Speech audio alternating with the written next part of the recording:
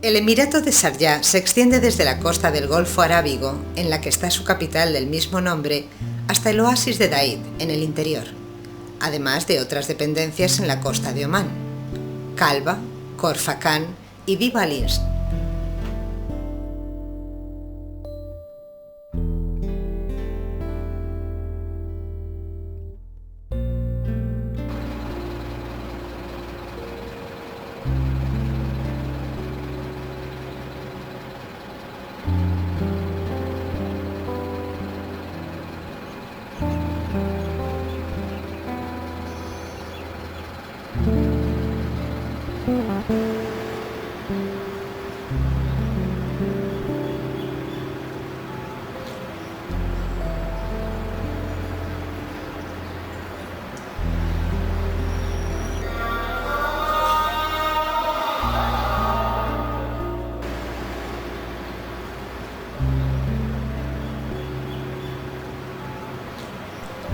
Sharjah fue reconocida por la UNESCO como la capital cultural de los Emiratos Árabes. Arquitectónicamente destacan sus numerosas mezquitas y sus dos zocos, especialmente el denominado Zoco Azul.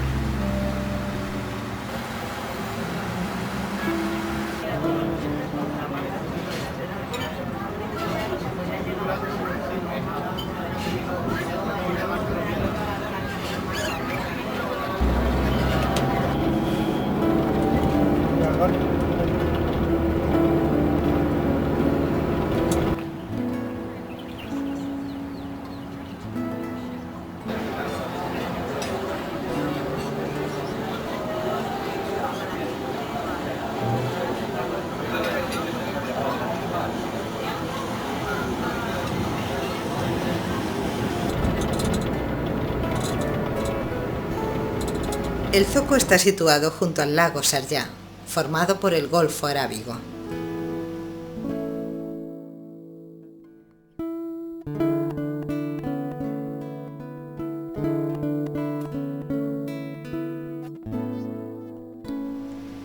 En la plaza más importante de la ciudad, denominada la Plaza de la Cultura, están situados bellos edificios en los que se mezcla la tradición y la modernidad.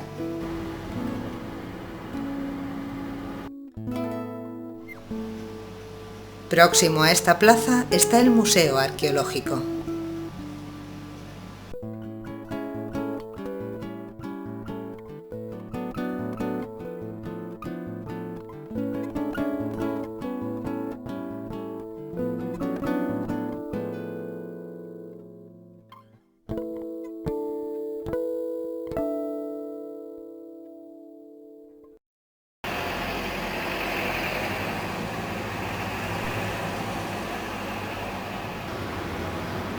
El barrio antiguo, actualmente en restauración, contrasta con grandes edificios modernos.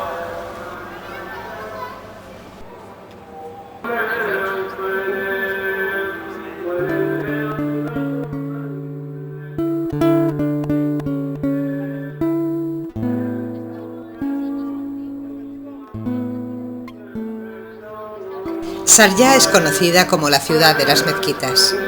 Un quinto de la población profesa la religión del Islam. Los muecines llaman 5 veces al día a la oración.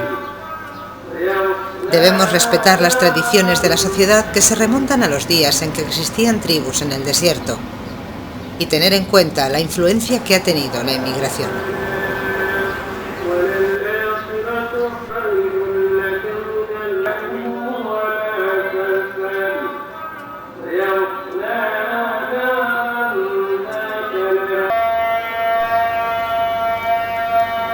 El salto al mundo desarrollado se ha producido en muy poco tiempo y la población ha realizado un esfuerzo de adaptación que ha facilitado el cambio. Con el petróleo han llegado las comodidades.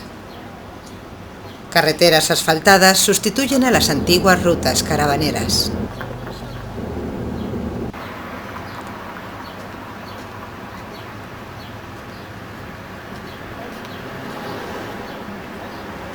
Grandes edificios emergen donde en un tiempo hubo casas de adobe.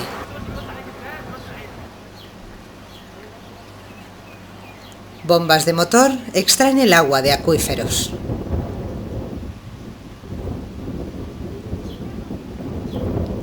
Los coches y furgonetas han reemplazado al camello como medio de transporte. Y los jóvenes acuden a universidades locales y extranjeras.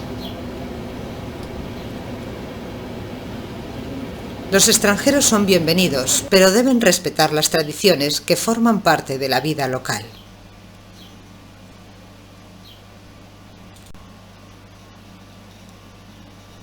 Los hombres siguen llevando la kandora o disdasha. Las mujeres visten la tradicional abaya y 5 veces al día la actividad se interrumpe para rezar.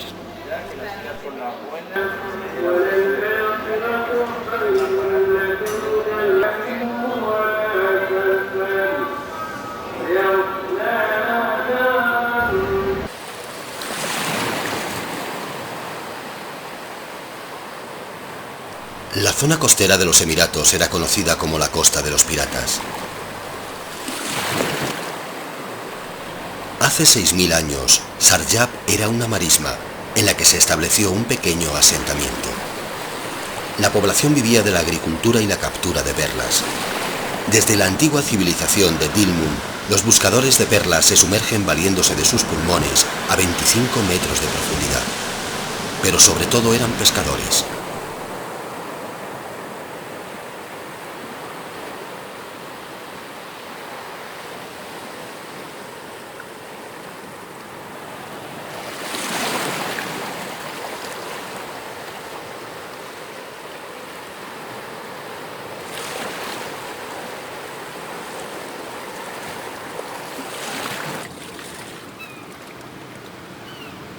En el puerto encontramos los dhows, pintorescos barcos que algunos pescadores convierten en su hogar.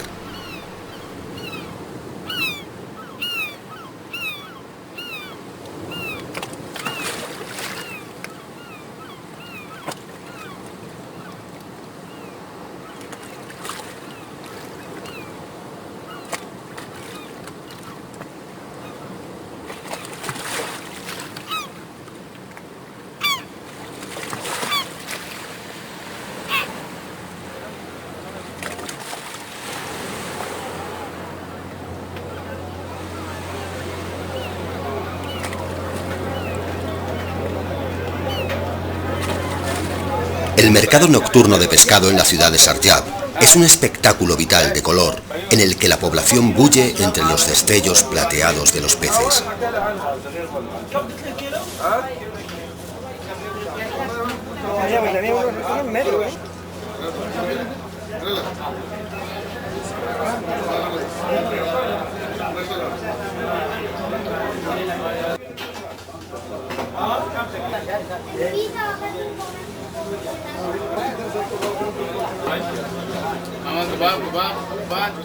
Los árabes son el 25% de la población.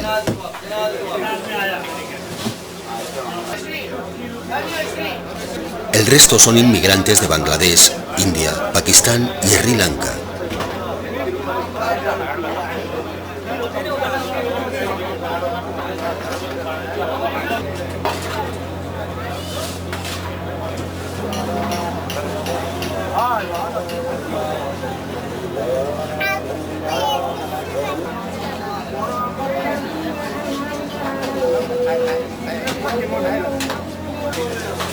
El 80% de la mano de obra es extranjera y no existe apenas paro.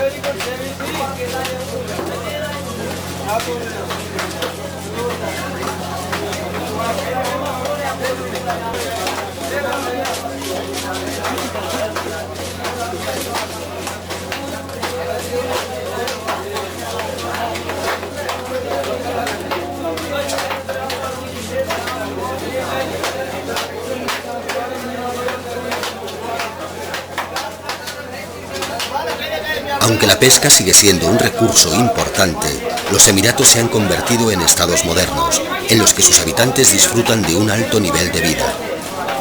Gracias no solo a los recursos petrolíferos, sino al comercio, el turismo y la creación de nuevos sectores de producción. En el interior, grandes áreas del desierto se han convertido en tierras fértiles mediante sistemas de canalización subterránea del agua que tienen su origen en los primitivos falags. Esto ha permitido disfrutar de una gran riqueza agrícola en la región de Da'id, con cultivos de arroz, trigo, frutas y hortalizas.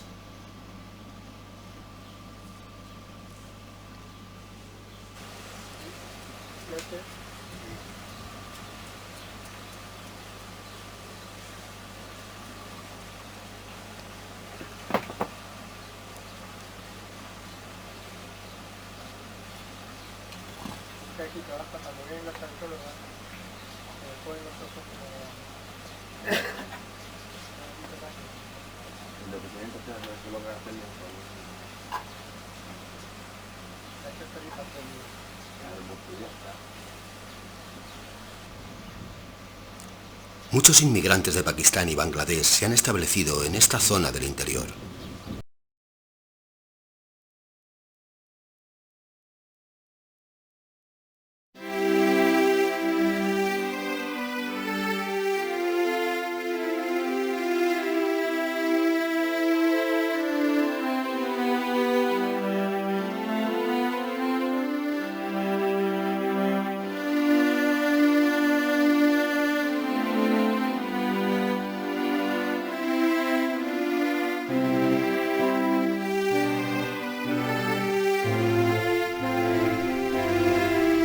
En palabras de Sheikh Zayed, la gente que no conoce su pasado no puede tener un presente ni un futuro.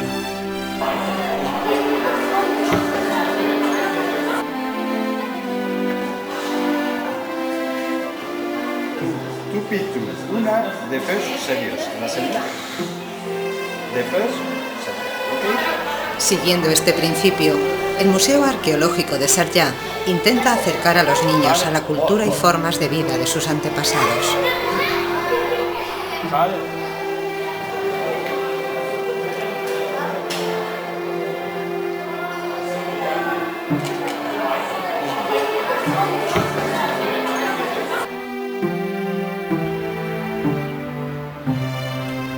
El Museo Arqueológico de Sharjah fue inaugurado en 1997 y está situado cerca de la Plaza de la Cultura.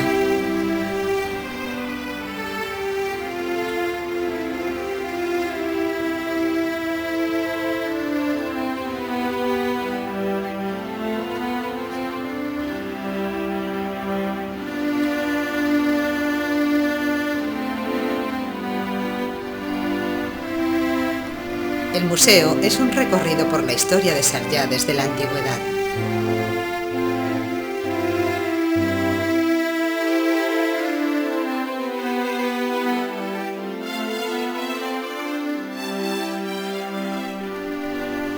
La visita comienza en la estancia ¿Qué es la arqueología?, donde podemos localizar en un gran mapa los distintos asentamientos arqueológicos y conocer los equipos utilizados en las excavaciones.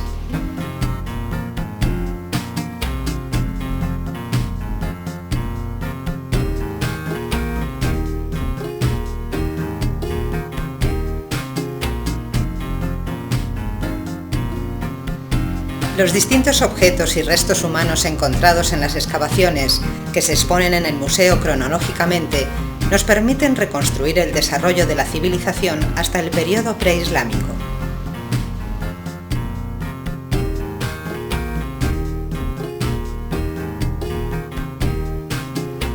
En el museo también se desarrolla una labor de restauración de las piezas arqueológicas.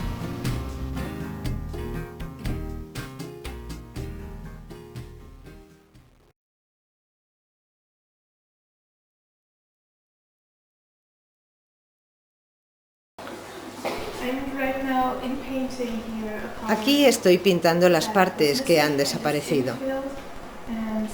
También intento restaurar las zonas de alrededor para que no salten.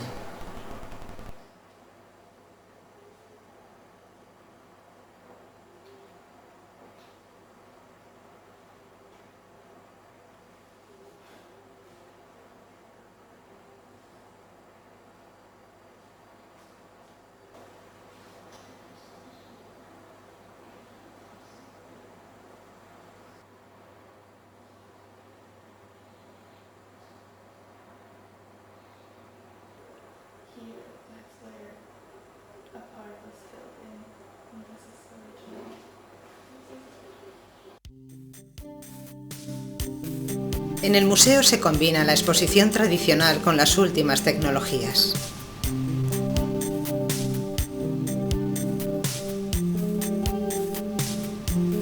Algunas salas están equipadas con ordenadores que permiten al visitante obtener información o proporcionan a los niños juegos relacionados con los objetos exhibidos.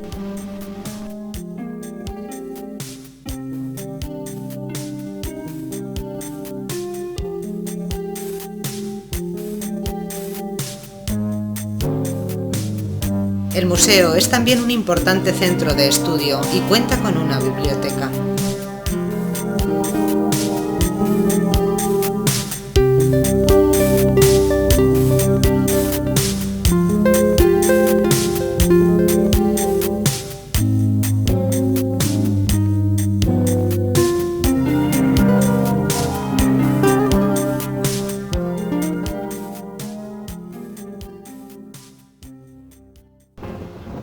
Viajamos al interior del Emirato de Sharjah para encontrarnos con el desierto de Rub al-Khali, el creciente vacío, poblado según las leyendas locales por espíritus malignos, donde dunas rojizas esculpidas por los vientos reptan entre peñascos de roca negra.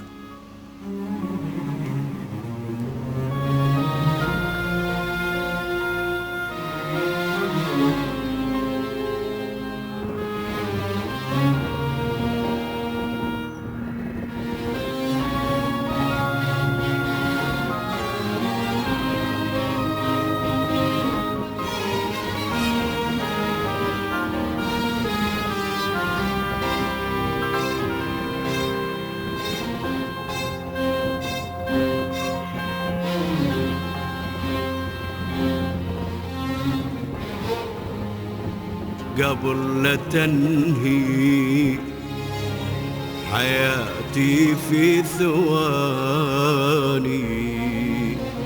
عطني من وقتك حبيبي لو ثواني قبل لا تنهي حياتي في ثواني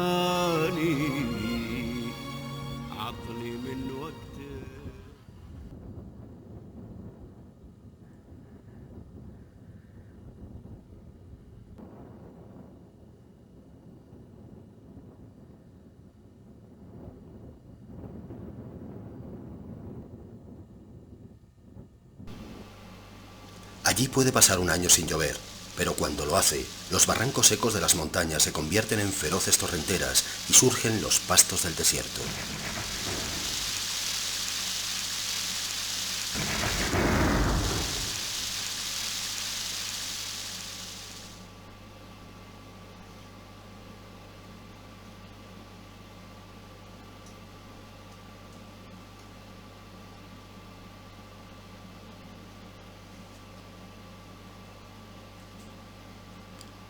Los wadis, cauces secos formados por cursos intermitentes de agua, se distinguen por un tono oscuro, resultado del tipo de materiales que se depositan. Los indicadores nos señalan la altura que puede alcanzar la corriente. Antiguamente los wadis guiaban a los viajeros hasta el oasis, donde se reponían con agua y dátiles.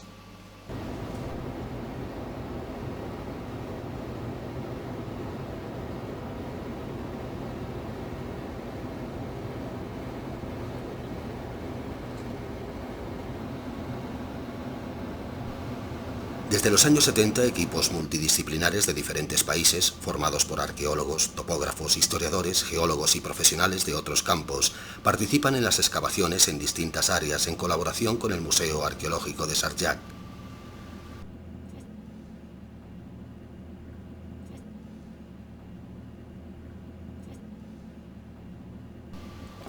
En la antigüedad, el interior era recorrido por rutas de caravanas desde la costa este a la oeste. Probablemente era el paso para comerciar con Omán. Las tribus nómadas se desplazaban de un oasis a otro en busca de agua y pastos con intervalos de sedentarismo, surgiendo en algunos momentos periodos de florecimiento cultural. Arabia, la tierra de los árabes, denominación que procede de un término semítico que significa nómada.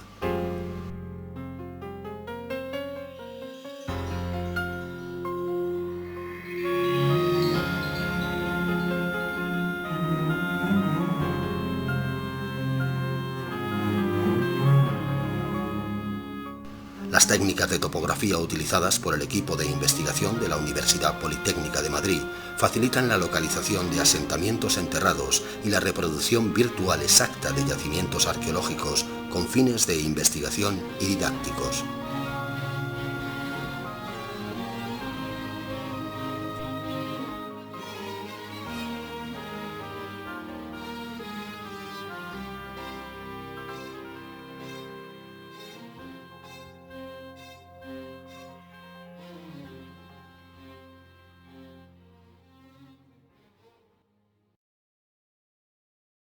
El equipo de cartografía de la Universidad Politécnica de Madrid empezamos a trabajar en esta zona para ayudar a un equipo de excavación.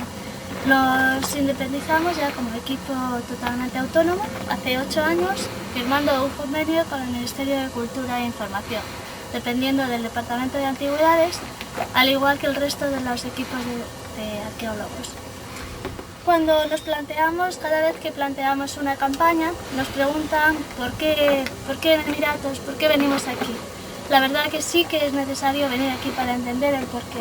Solo viendo esto, el desierto, el oasis, las tumbas, la montaña, toda la geomorfología, las dunas, la respuesta es inmediata.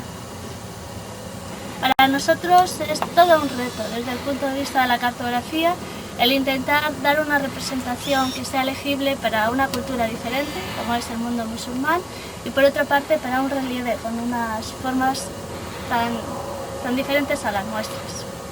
Estos vértices es el tipo de señalización que se ha utilizado para dejar bases a lo largo de toda el área de Jebel Buhais.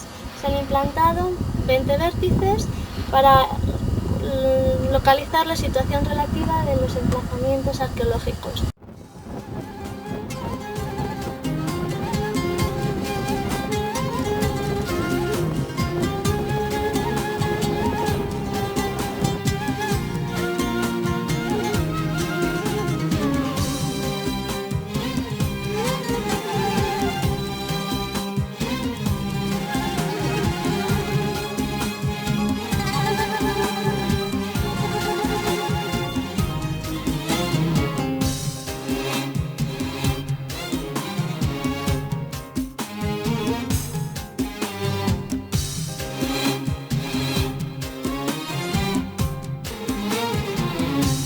من تعجبني لك أيام وليالي من تعجبني لك أيام.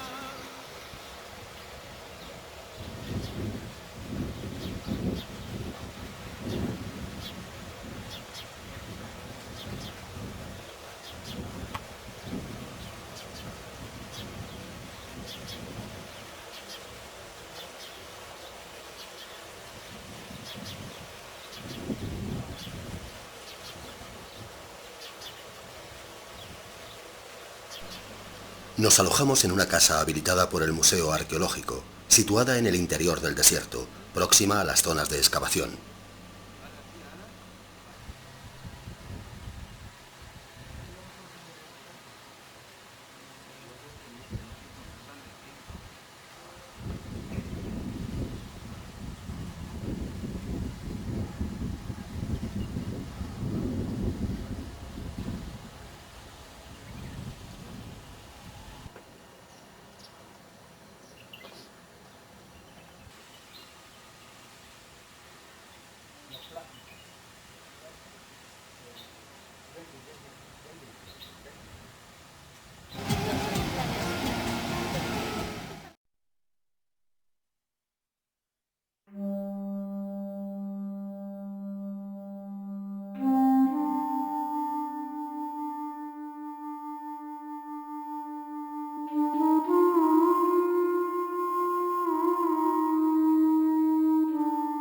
Jebel Buhais es una pequeña cordillera situada en la llanura de Al-Madam, al interior del Emirato de Sharjah. que frena el avance del desierto de arena Rub al Khali.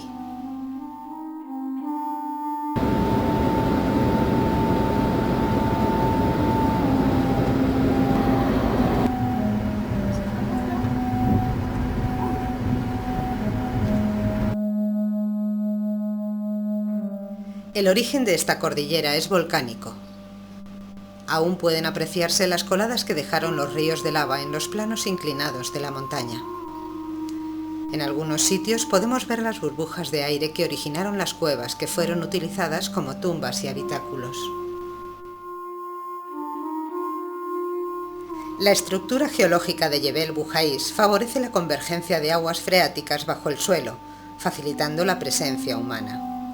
La otra ladera de Jebel en la que no hay arena se utilizó desde la antigüedad para establecer asentamientos y cementerios, como demuestra el abundante número de tumbas y restos encontrados por un equipo de la Dirección de Antigüedades de Sharjah, dirigido por el Dr. Sabah Abul Jassim, en colaboración con la Universidad de Tubinga.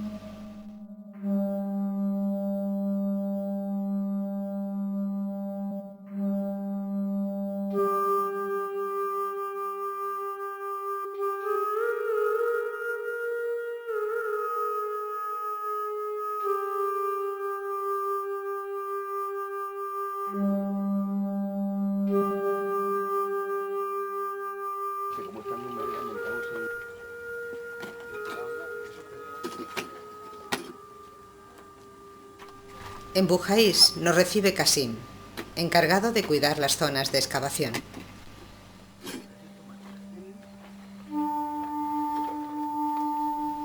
Nos sorprende la sobriedad de su vivienda, la sencillez de su forma de vida y su hospitalidad.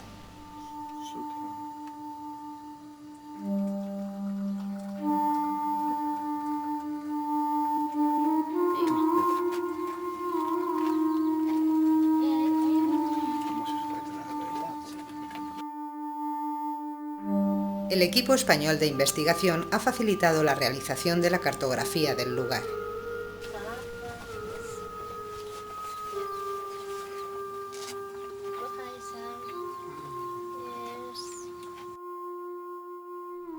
Probablemente el emplazamiento Bujais 18 era un lugar sagrado en el que se enterraba a los que morían en el transcurso de la ruta caravanera.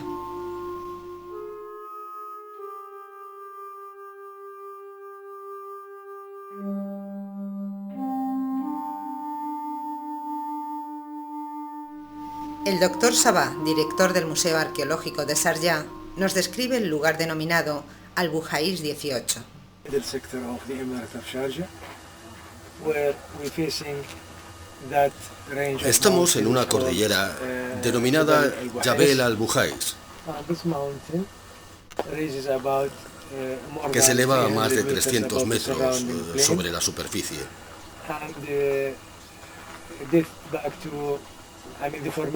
Estas montañas se formaron aproximadamente hace 70 millones de años.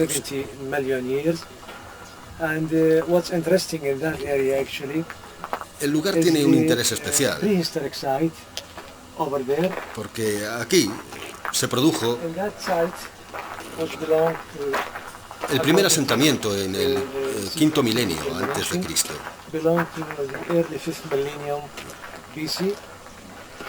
Por tanto, es el asentamiento más antiguo que se ha descubierto en el sudeste de Arabia. Aquí encontramos tumbas colectivas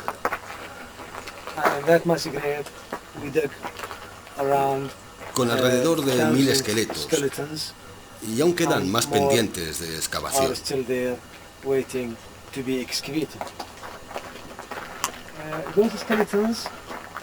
Estos esqueletos se pueden clasificar en dos tipos de enterramiento. En los enterramientos primarios encontramos esqueletos totalmente articulados que yacían con adornos. Estos adornos personales consistían en millones de abadorios y cuentas de collares, fabricados con piedras, conchas, huesos, asociados a los esqueletos. Había también utensilios de piedra. y se encontraron everything, otros muchos a lot of objetos. things which made only from stone. We emphasize here Aparecieron the appearance restos de of vasijas pottery. That means que nos the hacen ceramic pensar site que and the pottery los has been habitantes discovered by those conocían la people cerámica. who inhabited in the site. The site was seasonal or a campsite. Estos habitantes the people come here during probably the venían spring. aquí And probablemente residing con here, carácter and temporal. The reason why they came here and lived here because they La were razón visiting por la que venían a este over lugar there. y vivían en él es que en la parte superior fluía una corriente de agua cuando el lugar fue habitado, que posteriormente se secó.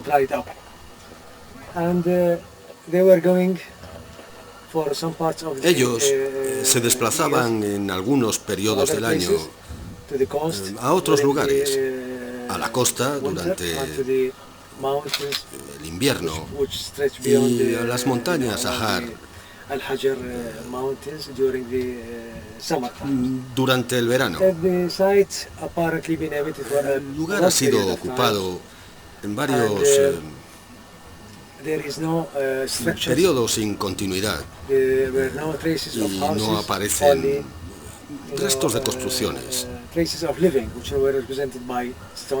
Los únicos indicios de ocupación son los numerosos restos de hogueras encontradas en el lugar. Lo que significa que los pobladores utilizaban hogueras para cocinar y otros propósitos.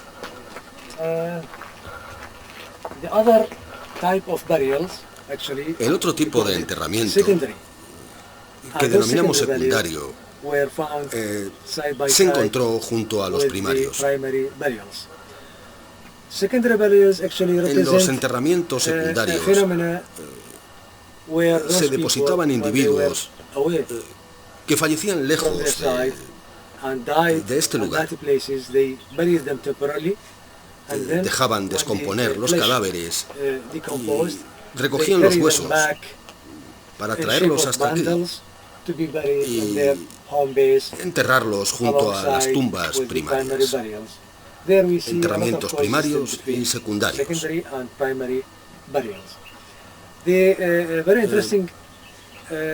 Un fenómeno interesante que nos descubren estos restos es que todos los cráneos están dirigidos hacia el este.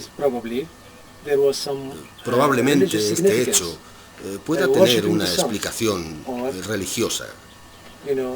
Mirando al sol, orientados hacia el este.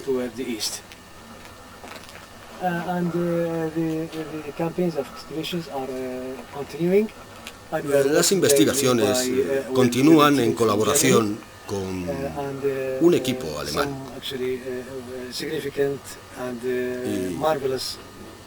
Y se han realizado maravillosos descubrimientos en este importante asentamiento.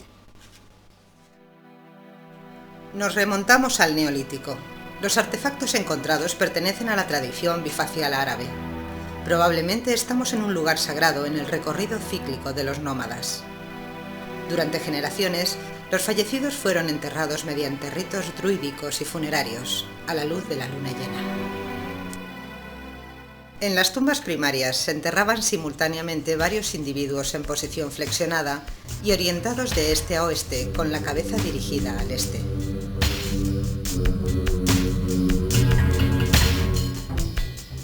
Destaca el hallazgo de 5 esqueletos conectados entre sí por los brazos.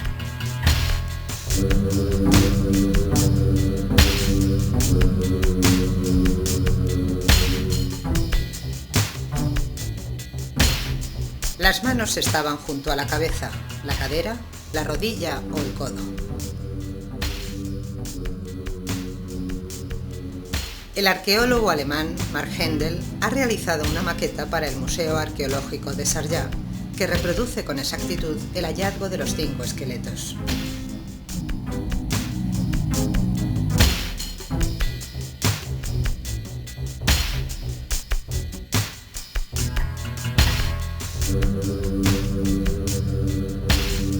Se planteó que podía existir una afiliación familiar, pero esta hipótesis se descartó por no existir relación de edad o sexo entre ellos.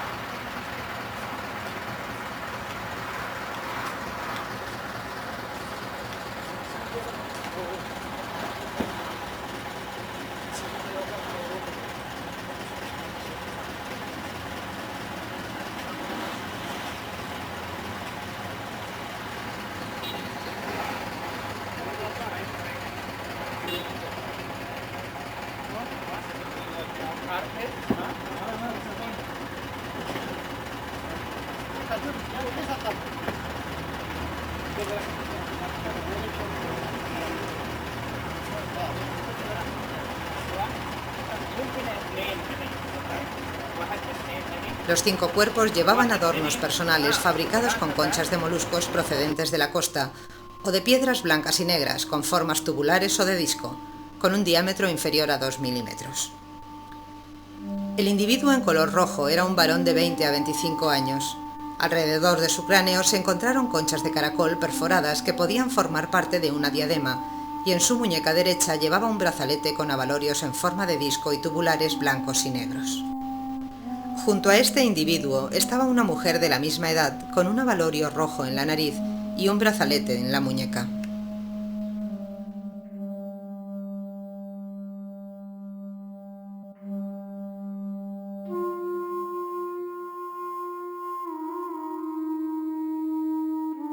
Tenía apoyado su brazo izquierdo sobre otra mujer de 15 años, que portaba un collar y un brazalete con abalorios de disco y tubulares. Entre sus costillas se encontraron conchas de caracol que debían estar incrustadas en un vestido.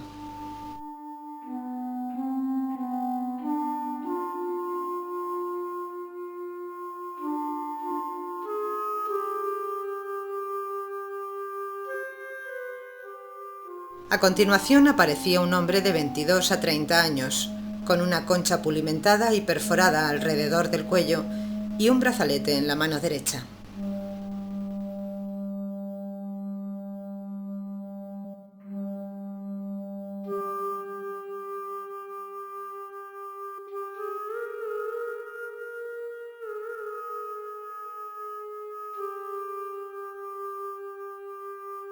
A su lado había restos de otro esqueleto destruido, con conchas que probablemente adornaban su ropa.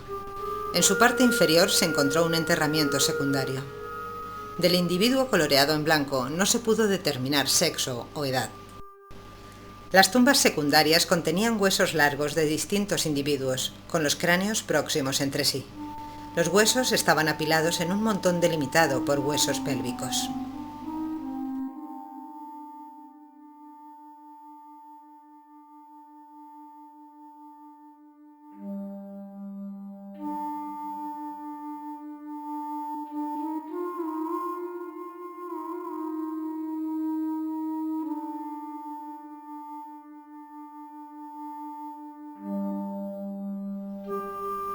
De los cráneos encontrados, se deduce que unos 346 individuos fueron enterrados aquí.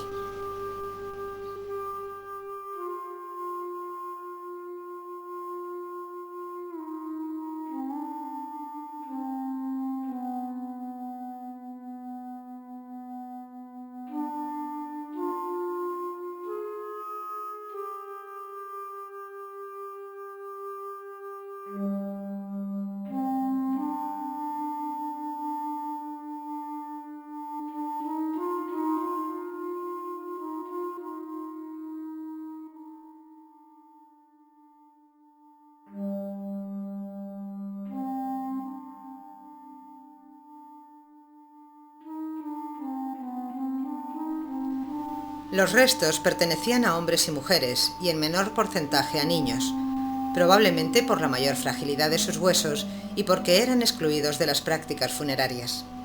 Existía mayor mortalidad femenina y el 45% moría antes de los 25 años. Eran frecuentes las fracturas producidas por un golpe, que reflejan la agresividad entre individuos para defender sus rebaños. Realizaban trepanaciones con un utensilio de pedernal, mediante técnica de raspado, y los individuos sobrevivían a las operaciones. Del examen de la dentición se desprende que gozaban de buena salud, gracias a una dieta de carne, pescado y moluscos. Eran principalmente pastores, preservando sus rebaños de ovejas y cabras para obtener leche y lana.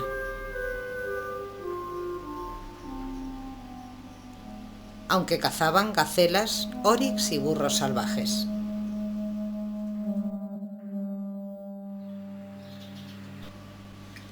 En lugar de cazar avestruces, consumían sus huevos y aprovechaban la cáscara como recipiente.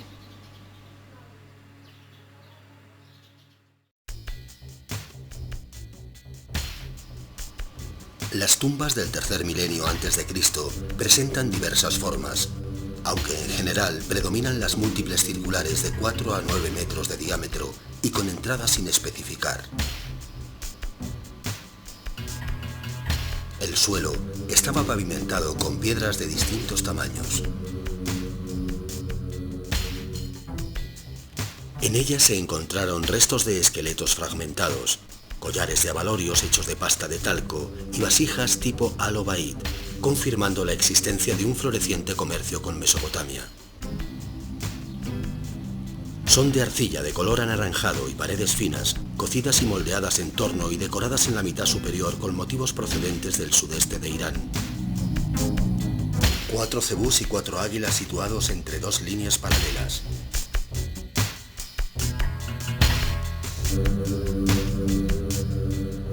También se encontraron cuchillos de bronce y puntas de flecha, probablemente porque las tumbas fueron reutilizadas en épocas posteriores.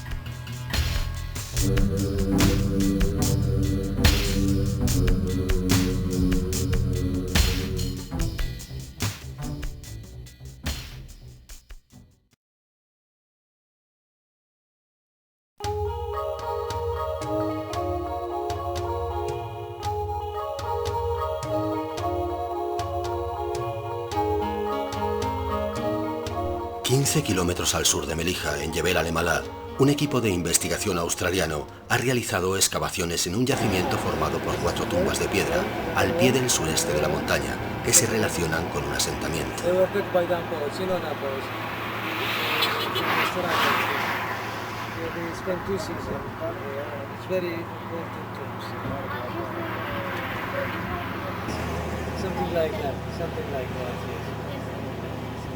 But what I remember is that it was very difficult.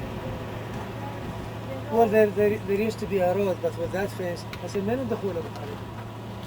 دكتور لازم من هناك بالشارع. With the road. You enter with the road, and after you go from inside. En la época en que se data el asentamiento, existía un lago junto al valle, ocupado por los constructores de las tumbas, que desapareció posteriormente por un cambio climático.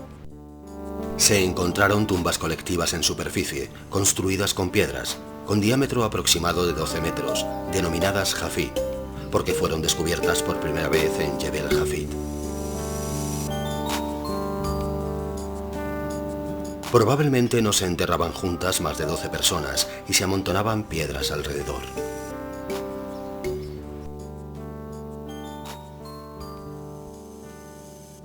En la tumba 2 encontramos una práctica funeraria desarrollada hasta época preislámica, el enterramiento de un camello.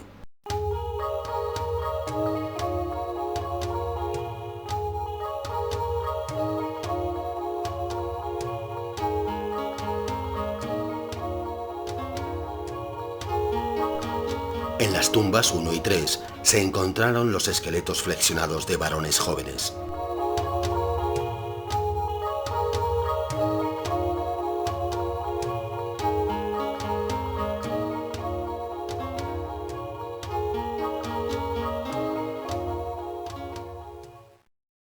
Se encontraron restos de cerámica con decoración consistente en motivos geométricos pintados en negro, procedentes de un lugar de Mesopotamia, denominado Hamdat Nasr. La cultura Jafit llegó a tener una gran extensión geográfica. La cuestión es cuándo y cómo entraron en contacto los habitantes de esta región con los de Mesopotamia.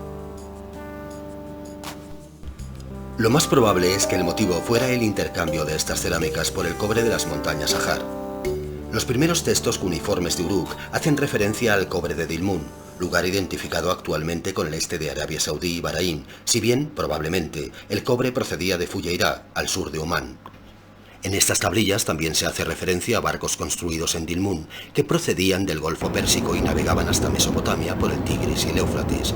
Estas naves, que aún surcan el Golfo Pérsico, son muy parecidas a las descritas por Marco Polo o por Sinbad el Marino en Las Mil y Una Noches.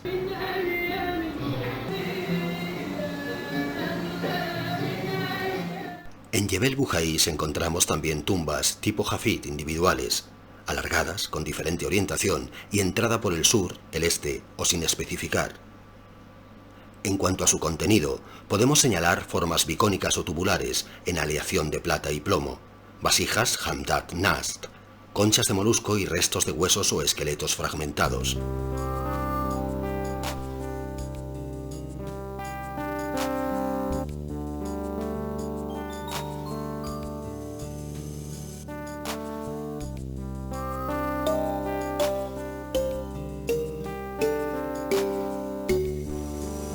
Destacan especialmente las tumbas 20, 19 y 2, situadas al pie de la montaña.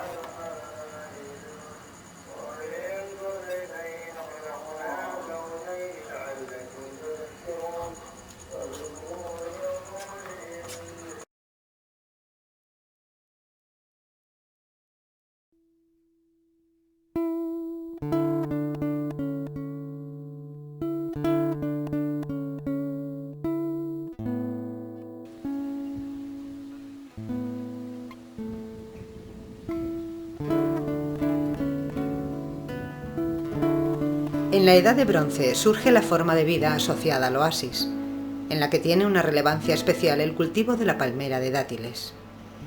Esta proporciona la sombra necesaria para cultivos menos resistentes, cereales, verduras y frutas. Si bien se mantiene el pastoreo y la ganadería, los asentamientos son fundamentalmente agrícolas. Surge el jardín tipo Bustan regado por pozos que drenaban las bolsas superficiales de agua dulce. En Tel Abrak encontramos torres fortificadas sobre plataforma circular para proteger un pozo de agua situado en el centro. En las fuentes cuneiformes se identifica la península de Omán con Magán. Las torres eran además los centros de poder descentralizado que tenían los señores de Magán, que se unieron para enfrentarse a los acadios. Las jarras de almacenamiento eran utilizadas para transportar queso o aceite desde Mesopotamia. El peine y otros objetos de marfil encontrados en Tel Abrak refuerzan la tesis de este contacto con el Valle del Indo. Los peines de marfil fueron descubiertos junto a cráneos humanos. Probablemente los llevaban en el cabello y están decorados con círculos concéntricos, decoración propia del Valle del Indo. Según los textos cuneiformes, los peines eran un artículo de lujo importado a Dilmun. En Tel Abrak se encontraron vasijas rectangulares divididas internamente en dos compartimentos. El exterior está decorado por un rectángulo en cuyo interior encontramos 15 dobles círculos concéntricos alineados en 3 filas horizontales. También aparecen cerámicas pintadas en negro sobre gris, características del sur de Irán.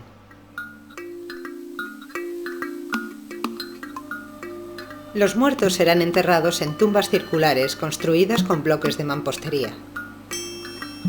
Las primeras fueron encontradas en la isla de Umanar, en Abu Dhabi.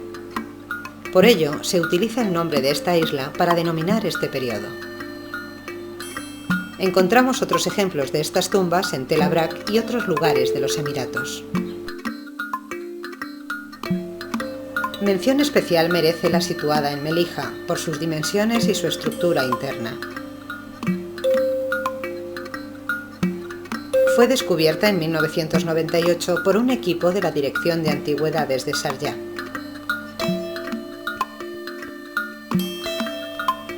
El círculo de cimientos formado por bloques de piedra de 1 metro de ancho estaba casi intacto.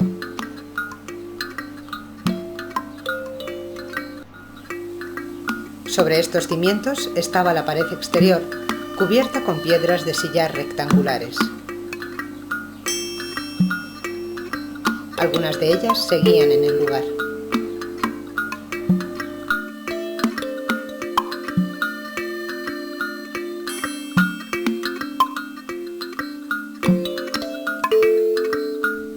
Como se aprecia en la maqueta, el acceso estaba situado en el lado norte, indicado por el relieve encontrado en un sillar.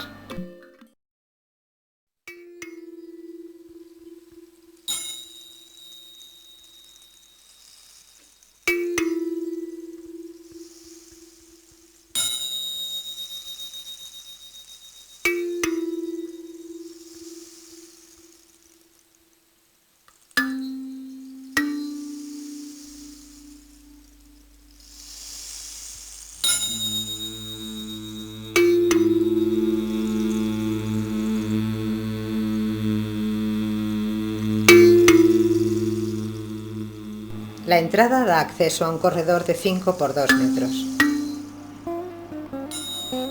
La tumba está dividida en 2 unidades separadas por un muro central que termina uniéndose al muro exterior, dividiendo la superficie en 4 cámaras funerarias.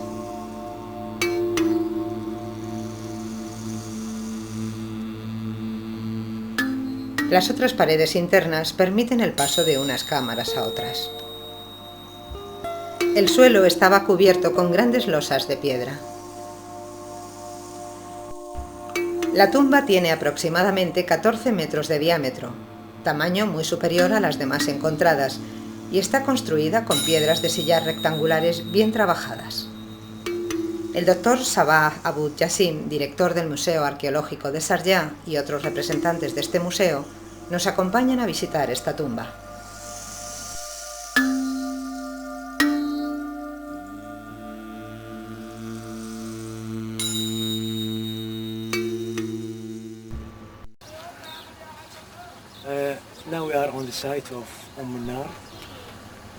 Nos encontramos junto a una tumba de grandes dimensiones, construida sobre planta circular. Mide 14 metros de diámetro y consiste en un espacio exterior construido con piedras de sillar bien trabajadas. Se eleva aproximadamente 2,5 metros y tiene un acceso o puerta por la parte norte que nos conduce al interior, dividido en varias cámaras, 9 unidades utilizadas para enterrar a los muertos. Posiblemente la tumba contenía los restos de una gran familia o tribu. Debía contener 200 o más esqueletos. Existen tumbas similares en otras partes del Emirato y se denominan An-Nar, por la isla del mismo nombre, en la que se encontró la primera tumba en los años 60.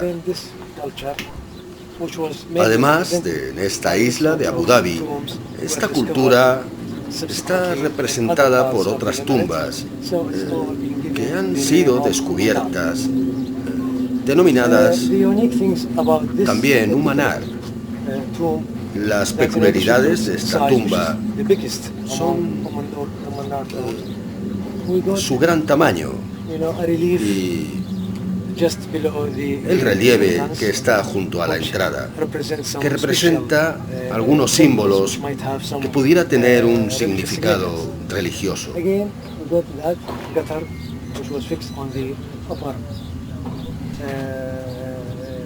Además, en la parte superior de la tumba encontramos una pieza que podía servir de canalón para desaguar el agua de la lluvia. Some of the courses, the stone courses, in situ, were installed in situ. Algunos de los bloques de piedra se encontraron en el lugar. Courses has been demolished. Hemos intentado reconstruir el resto tal como eran y situarlas tal como estaban originalmente, uniendo las piedras encontradas con las reconstruidas. We found many skeletons. Obviously, Encontramos muchos esqueletos asociados con ofrendas funerarias de cerámica, tales como vasijas de piedra y adornos personales. La cerámica asociada a los restos se identifica claramente como perteneciente al periodo cultural Umanar, que ocupó la segunda mitad del tercer milenio antes de Cristo, aproximadamente del 2500 antes de Cristo hasta el 2000 antes de Cristo. Aquí surgieron los Emiratos. En Jebel Bujais existen tumbas múltiples circulares en torno a un eje central de este periodo, con el suelo pavimentado con losas de piedra, en las que se encontraron restos de individuos de todas las edades y piezas de cerámica de fabricación local, pintadas en negro sobre rojo y procedente del sudeste de Irán, pintada en negro sobre gris.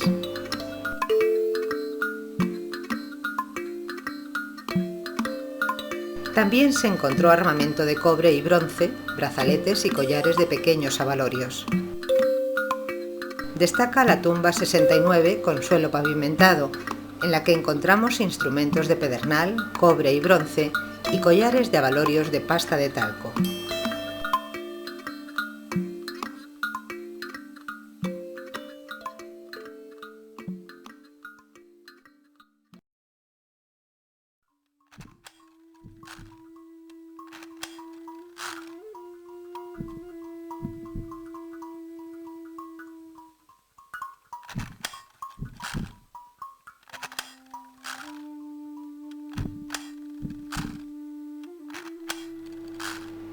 Si los inicios de la Edad de Bronce coinciden con el periodo Umanar, en el periodo denominado Badi Suk se produce una explosión de la metalurgia del bronce y una evolución sin precedentes en la tecnología de guerra.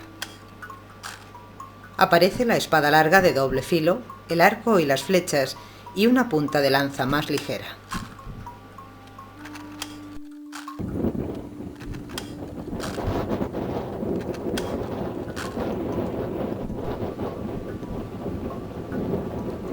La escasez de asentamientos nos lleva a suponer que se produce una vuelta a la vida nómada favorecida por la domesticación del camello.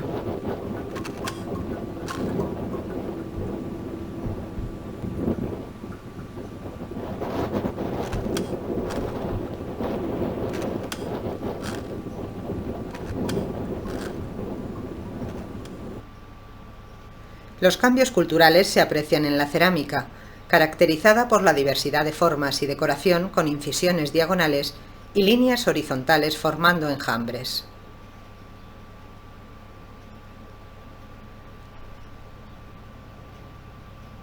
También encontramos placas de oro que representan a dos animales unidos por la parte trasera, con sus colas curvadas en espiral, muestra de la riqueza procedente del comercio del cobre de Dilmun con Mesopotamia. La dieta se centraba fundamentalmente en pescados y mariscos, que constituían el 50% de su alimentación.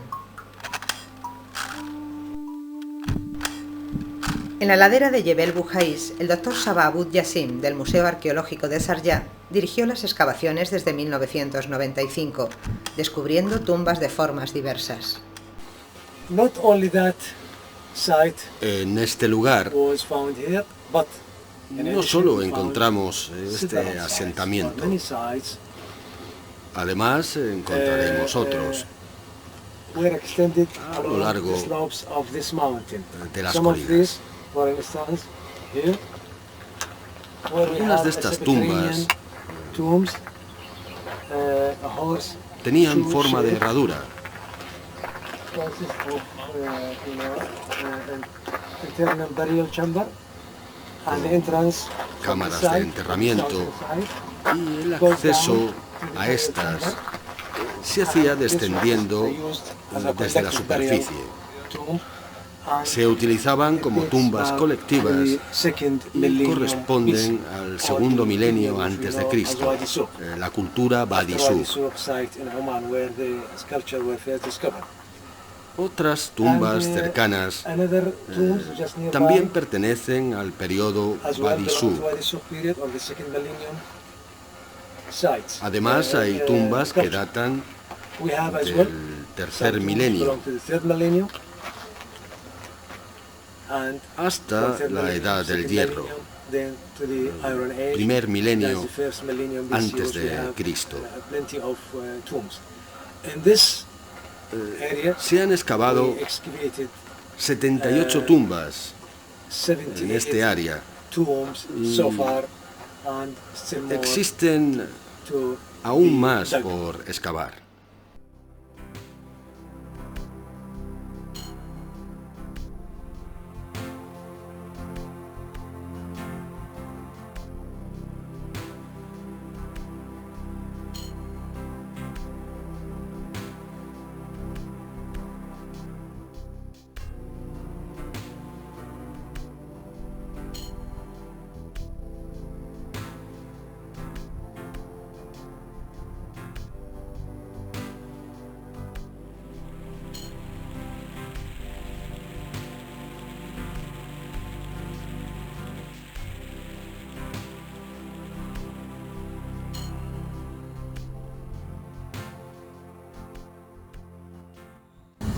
Este es el emplazamiento arqueológico de Bujaís, el número 1, y está preparado para ser reconstruido con vistas a la musealización de toda la zona. Se han realizado caminos para marcar las rutas de acceso y ahora se está procediendo a una reconstrucción con las mismas piedras que estaban antes. Se han numerado, se ha realizado la limpieza y luego se está preparando con vistas de algún tipo de verja que impida que el monumento sea tocado por los visitantes. Las tumbas serán construidas con cantos y guijarros de gran tamaño recogidos del Wadi y suelen tener forma oval. El tipo simal es un óvalo cerrado alargado de hasta 30 metros de largo por 2 de ancho y entrada en uno de los dos lados. A veces tienen un muro libre central que soportaba las cubiertas de piedra.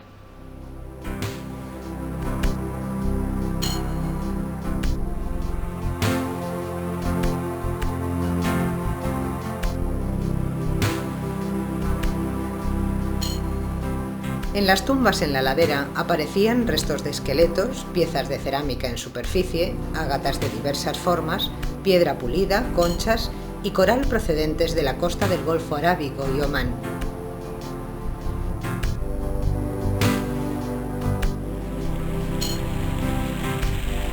Destaca por su peculiar forma la tumba 66.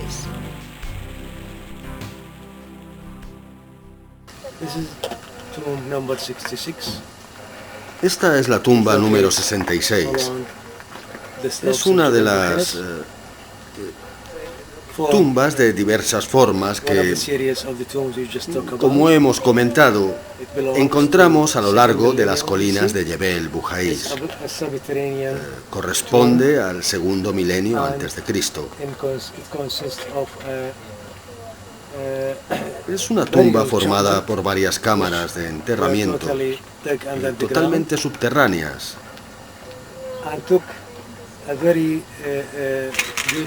Y tiene una bella forma de hoja de trébol.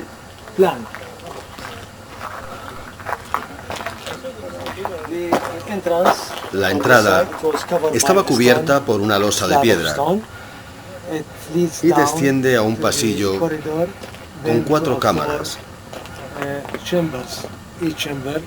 Cada cámara estaba reservada a una familia, y en cada una de ellas encontramos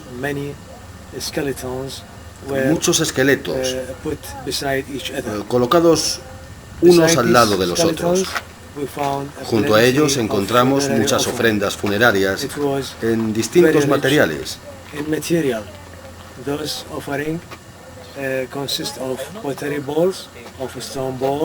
Estas ofrendas consistían en cuencos de cerámica y piedra y adornos personales. Fue utilizada durante un largo periodo de tiempo, ya que el nivel inferior data del segundo milenio, y en la mitad del nivel superior de la tumba encontramos esqueletos que datan del primer milenio antes de Cristo, lo que significa que fue utilizada continuamente desde el segundo hasta el primer milenio o edad de hierro. Es única. No hay una tumba similar en todos los Emiratos ni en todo el Golfo Arábigo.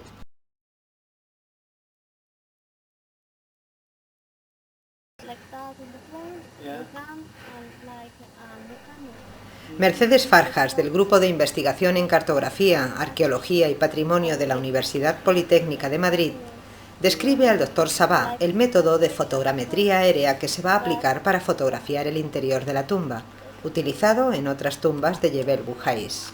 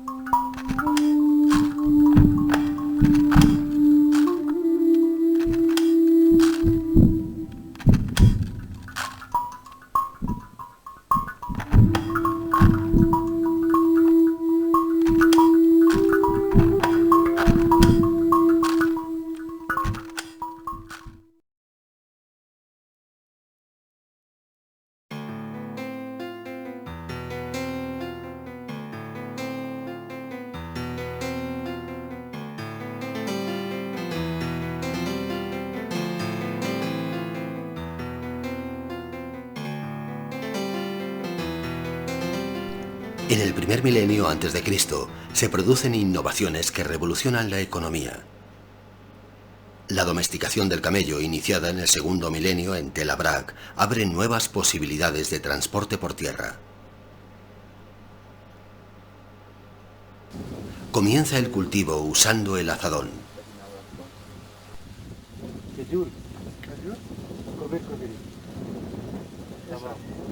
No sé cuál es, pero tiene.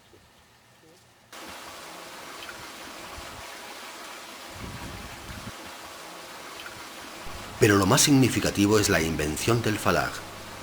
Encontramos ejemplos en Al-Ain y Al-Madam.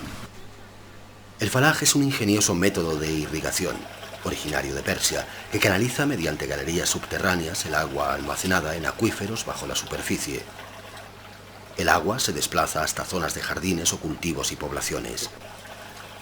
Los falags se originan en pozos de aproximadamente 1 metro de diámetro excavados al pie de las montañas, que dan a un túnel que puede extenderse hasta cientos de kilómetros. A intervalos regulares se excavan pozos verticales para la reparación y limpieza de la galería. En el punto de destino, el agua sale a la superficie hasta un tanque o pequeños canales que distribuyen el agua. Por primera vez el hombre domina el agua que condiciona los asentamientos.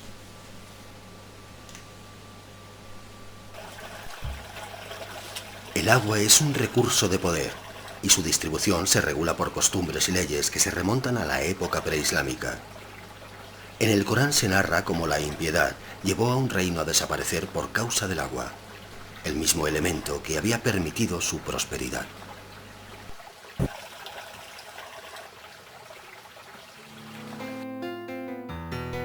El falar resultó esencial para el asentamiento de Mubeila, al sur del actual aeropuerto de Sharjah, una de las regiones más áridas del desierto.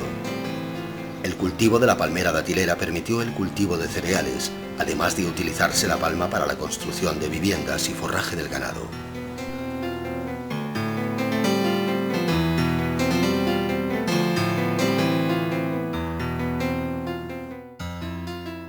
Su situación entre la costa y el interior le otorgaba una posición estratégica en el comercio. Entre los hallazgos cabe destacar un quemador de incienso, diversos objetos de hierro, una pieza de cerámica con una inscripción de 3 letras que parece representar el nombre del rey Abimael, así como unas figuritas que representan camellos. En la denominada Área C se localizaron 2 edificios construidos con ladrillo de adobe que pudieron formar parte de un complejo de viviendas que data del 1100 a.C. y fue destruido por el fuego alrededor del 600 a.C. El edificio 1, al este, probablemente se utilizaba para almacenar y preparar los alimentos, pues se han hallado piedras de moler, hornos de arcilla, recipientes y restos de animales terrestres y marinos.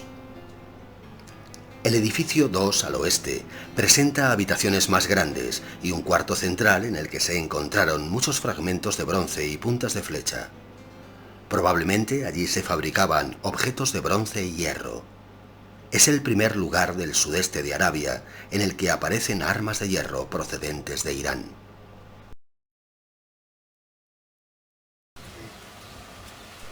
En cuanto a la dieta, cultivaban el trigo y la cebada.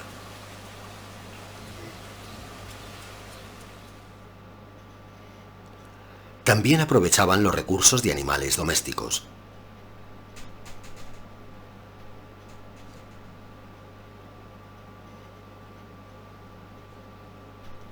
Era muy común la caza del oryx para uso alimentario y de la tortuga.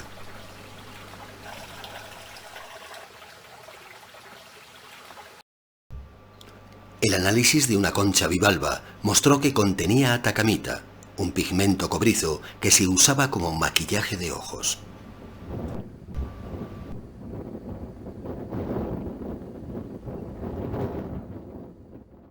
En la Edad de Hierro surgen asentamientos con construcciones de ladrillo de adobe. En Al-Madam, en la zona denominada Tuqueiba, encontramos restos del primer asentamiento urbano en el Emirato.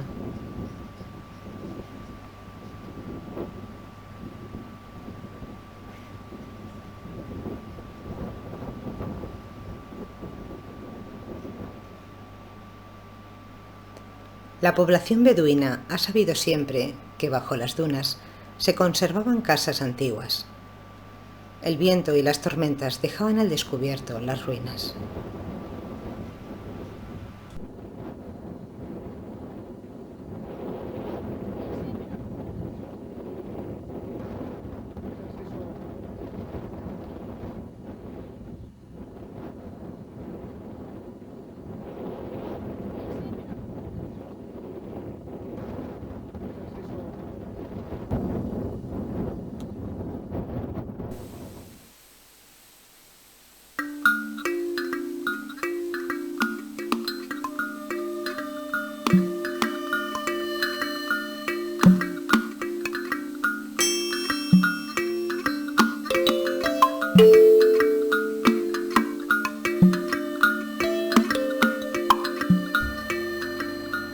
En 1987, un habitante de la aldea descubrió en la casa 2 un extraño objeto de bronce en forma de vidente de unos 39 centímetros de largo, que data de la Edad de Hierro. Además, se encontraron brazaletes, puntas de flecha y molinos de piedra que son testimonio del uso alimenticio de las plantas.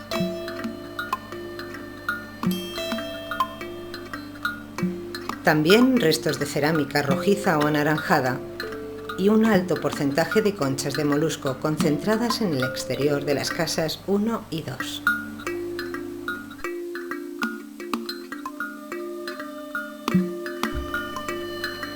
Las viviendas, compuestas de varias habitaciones, estaban en sorprendente estado de conservación y eran abastecidas mediante falags.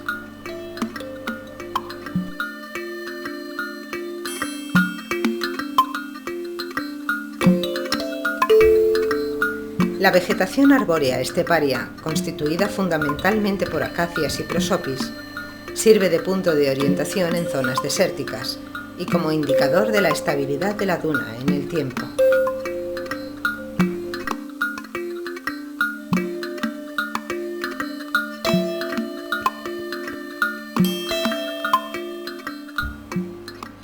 En este periodo se construyen fortalezas para salvaguardar los asentamientos agrícolas y los preciados falags, que son el centro de poder social y político. En el oasis de Al-Madam, una extensa llanura formada por sedimentos del Pleistoceno y Holoceno, encontramos una fortaleza construida en piedra. El equipo español investiga esta construcción de la Edad de Hierro.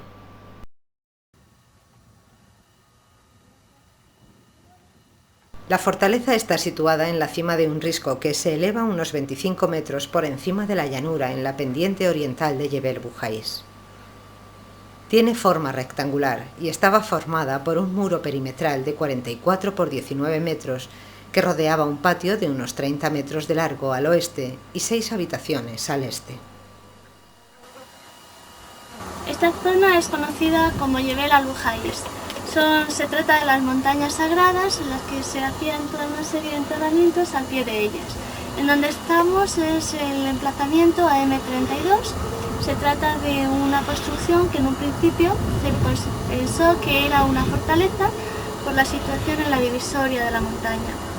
Esa teoría está completamente desechada con los restos que se han encontrado y ahora se defiende que puede ser para celebraciones religiosas de enterramiento. Al pie de la montaña en la que está situada hay una gran cantidad de tumbas y los restos proceden del segundo o tercer milenio antes de Cristo.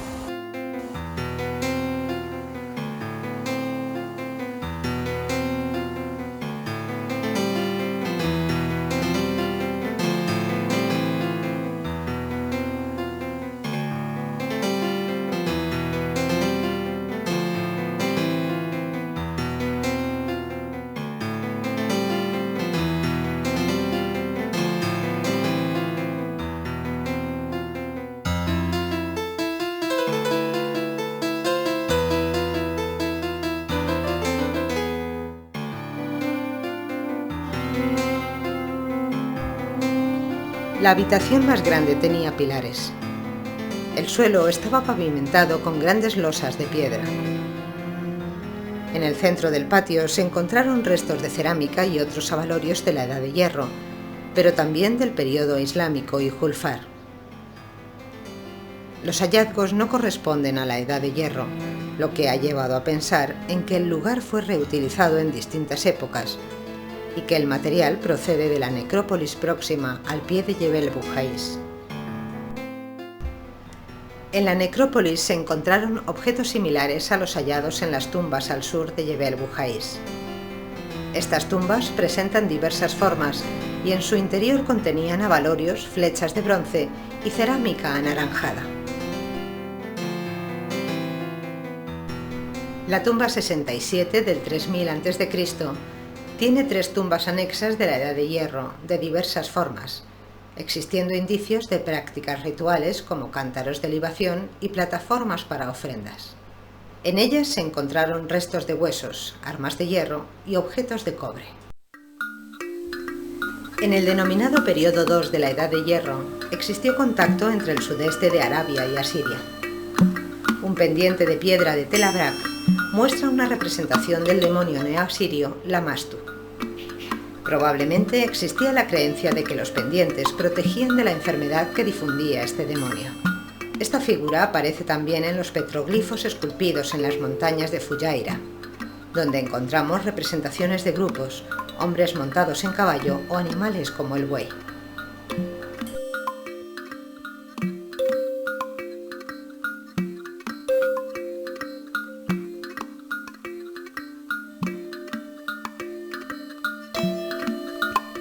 En el período III, la zona pertenecía a la satrapía persa de Magan. En la tumba de Darío II en Persépolis se representa a los mensajeros de Maca, denominados en los textos árabes, vestidos con falda corta y una espada corta colgada al hombro por una correa, similar a las encontradas en Jebel Bujais y Rumeila.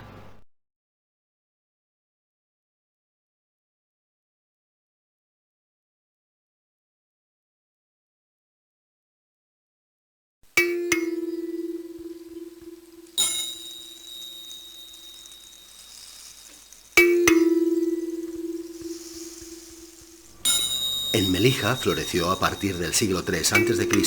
una civilización con un gran desarrollo cultural.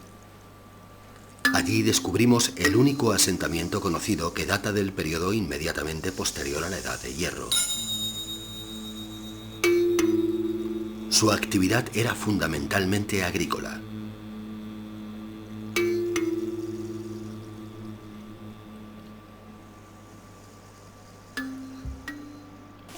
Construían sus viviendas con frondas de palma denominadas barastis o aris para protegerse del calor. Actualmente se siguen construyendo barastis. En plantaciones de palmeras se preparan tejados de hoja de palma que se venden a Omán.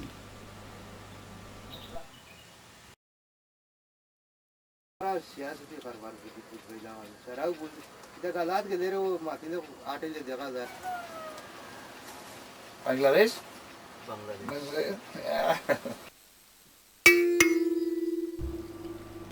Los muertos eran enterrados en estructuras subterráneas coronadas por torres decoradas con bloques de piedra escalonada, similares a las encontradas en Palmira, utilizando ladrillos de adobe.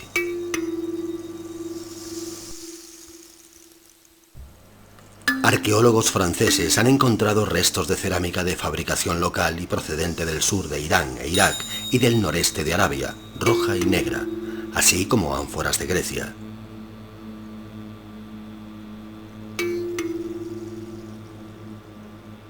Este periodo marca el origen de la escritura en la región, representada en la caligrafía del sur de Musnad y escritos en arameo en cuencos de bronce en forma de colmena con asas de león y vasijas de alabastro.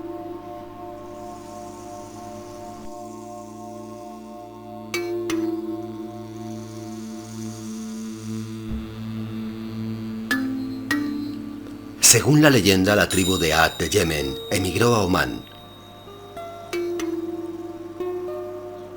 Los reyes seleucidas, sucesores de Alejandro Magno, introdujeron las armas de hierro. Se han encontrado en la región clavos, espadas largas y puntas de flecha.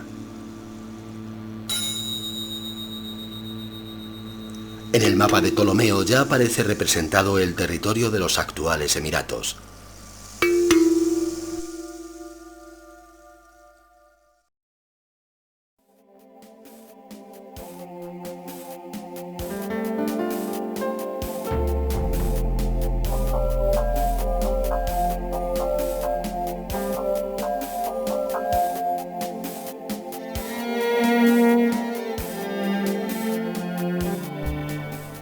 En el área CW de Melija se descubrió en 1990 un fuerte cuadrado con 8 torres en las esquinas y en medio de cada lado, y un muro principal de 55 metros de largo.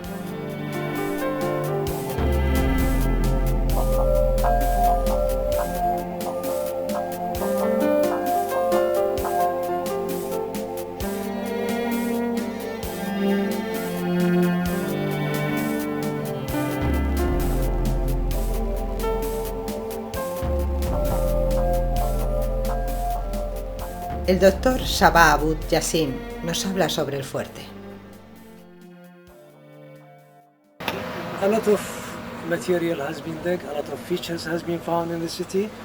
Hemos encontrado mucho material en grandes tumbas, en cementerios y grandes viviendas. El hallazgo más importante en este área es esta construcción que denominamos el fuerte. Es una gran construcción. Mide aproximadamente 60 por 50 metros y consiste en un gran patio en el centro, rodeado por varias habitaciones rectangulares o cuadradas. Algunas de ellas se utilizaban como vivienda y otras para desarrollar trabajos, o como despensas para guardar jarras de almacenamiento y otros usos domésticos. El descubrimiento más importante es el molde utilizado para acuñar monedas. Estas monedas estaban en circulación en Liberia e imitan las monedas de Alejandro Magno.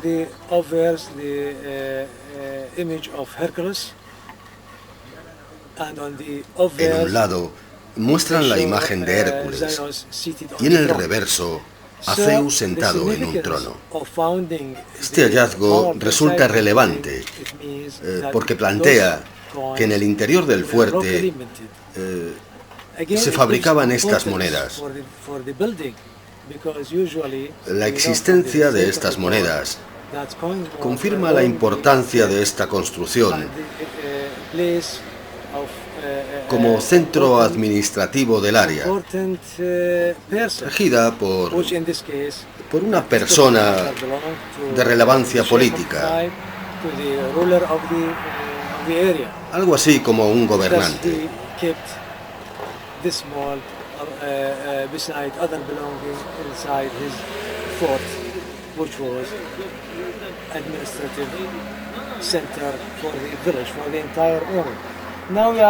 Actualmente estamos restaurando la construcción, como podéis ver en estos moldes, siguiendo el mismo proceso de fabricación y material que se utilizó originalmente. Intentamos reconstruir el edificio lo más exactamente posible.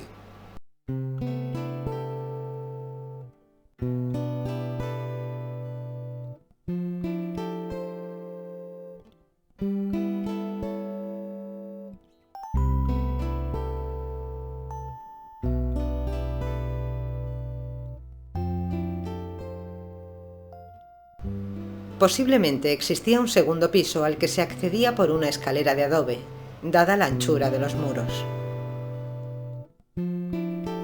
El fuerte era probablemente el centro político y tenía una función defensiva. En su interior se trabajaba la metalurgia del hierro, como atestiguan restos de metal. Posiblemente se fabricaban y reparaban armas. Las jarras de transporte encontradas en el nivel superior resultaban útiles en el comercio marítimo con la India, Irán o Egipto para transportar las mercancías. Las nuevas necesidades planteadas por el comercio llevan al uso de la moneda, que lleva inscrita en arameo Abiel, probablemente el nombre de un rey.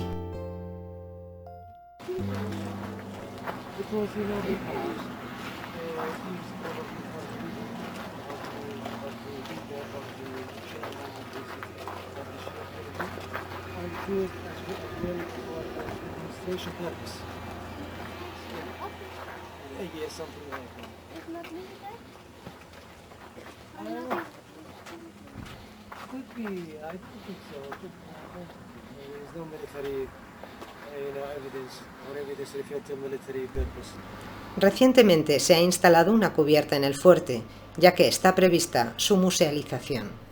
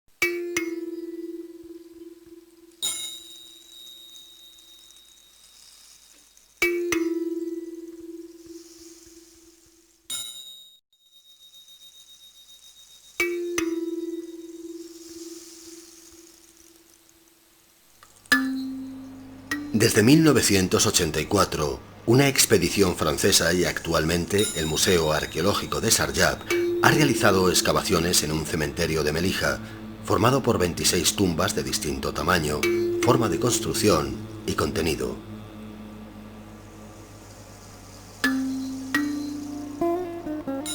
Doce de ellas contenían restos de camellos y las 14 restantes se suponen enterramientos humanos.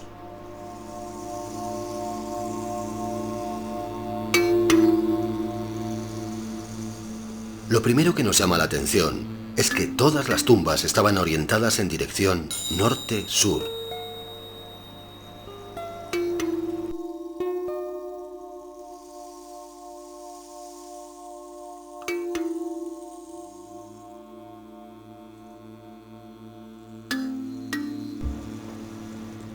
También resulta significativo que los esqueletos de camello estaban en posición reclinada, en dirección este, y con la cabeza hacia atrás.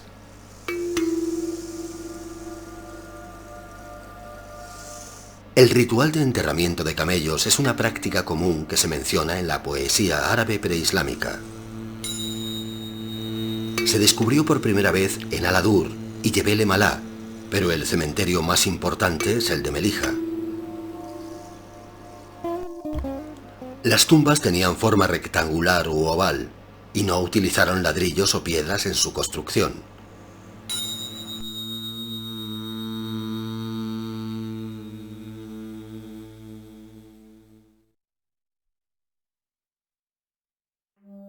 Existe la hipótesis de que el camello era enterrado vivo en posición sentada y sacrificado, retorciendo su cabeza hacia atrás, después de estirar una de sus patas para inmovilizarlo.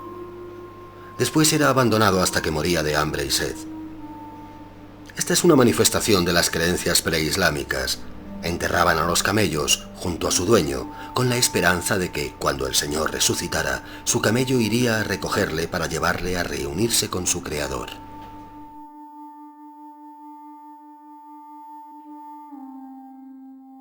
En cuanto a los enterramientos humanos, se pueden distinguir tumbas rectangulares de mayor tamaño, que contenían objetos de gran valor.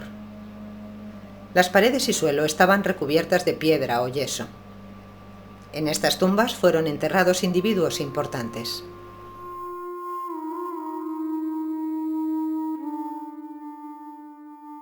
Alrededor hay tumbas de menor tamaño, rectangulares, en las que se encontraron cuchillos, espadas y puntas de flecha de hierro, que no contenían restos humanos.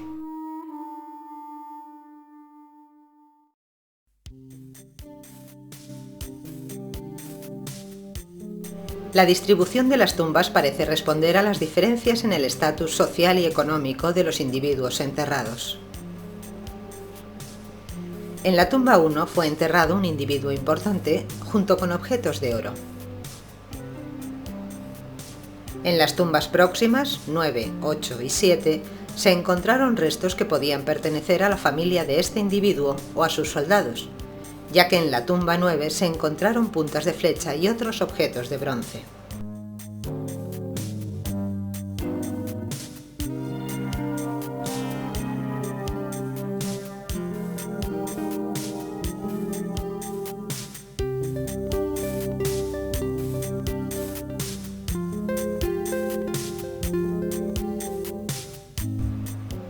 La tumba 11 contenía los restos de un camello y una pequeña tumba humana, probablemente relacionados con el individuo importante, así como una ánfora de cerámica vidriada.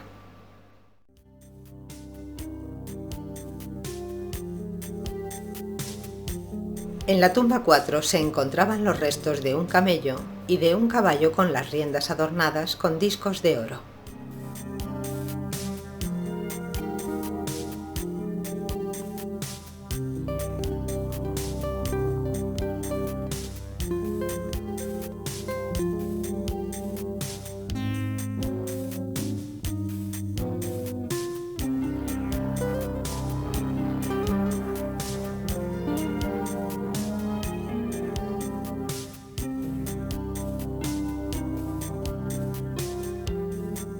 Tanto el camello como el caballo podían estar relacionados con un jefe enterrado en las tumbas adyacentes 5 y 6.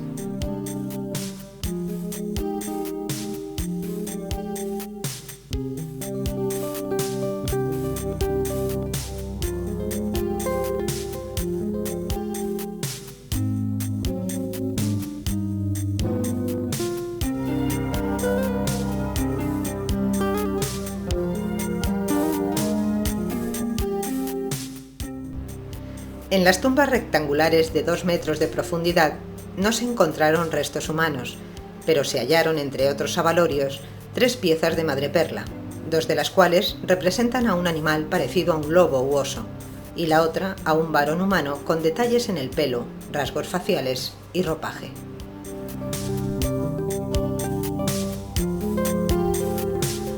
Existe además un grupo de 7 tumbas humanas y 7 tumbas de camellos que podrían estar cerca de una tumba principal, que aún no se ha hallado, o que fue destruida por la actividad agrícola. En 2 de ellas, 10 y 17, se encontraron puntas de flecha que podían pertenecer a soldados asociados a un individuo importante.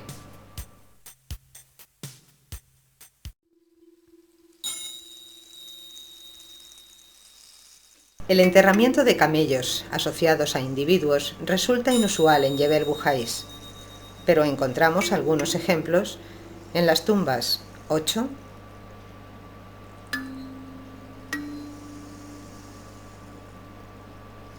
12 y 61.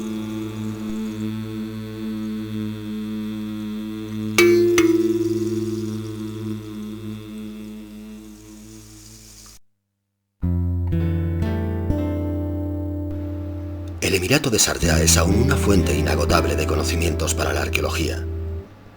Las investigaciones promovidas por el Museo Arqueológico de Sharjah, en colaboración con equipos de diferentes países, nos permitirá en el futuro reconstruir la historia de este emirato y comprender la evolución del ser humano y su cultura.